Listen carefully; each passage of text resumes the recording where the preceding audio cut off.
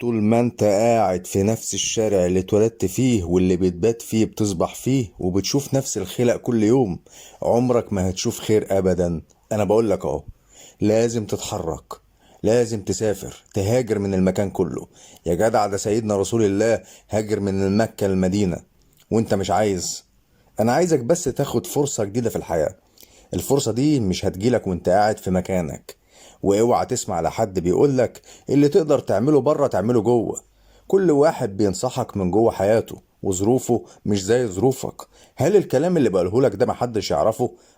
في ناس كتير ما تعرفهوش. انا بفكرك بس لو كنت ناسي، وبعرفك لو كنت ما تعرفش. طب ما معيش فلوس يا محمود، اسافر ازاي؟ ابدأ بالسفر جوه مصر. روح اشتغل في مكان زي الغردقة ولا مطروح ولا حتى اسكندرية. المهم تبعد عن المكان اللي انت اتولدت فيه.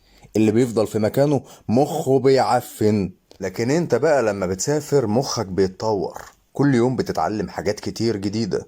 السفر مش بس لجمع الفلوس، السفر رحلة لاكتشاف الذات. بتكتشف فيها نفسك وقدراتك المخفية. بتعرف انت مين. بتشوف الحقيقة، بتتعلم من ثقافات تانية كتير. بتتعلم. بتعرف انك اتولدت وعشت طول حياتك في كذبة ووهم. لو انت شايف بقى ان غيرت حاجة في تفكيرك، لايك واشتراك لاخوك، وقول لي في التعليقات نفسك تسافر فين وليه.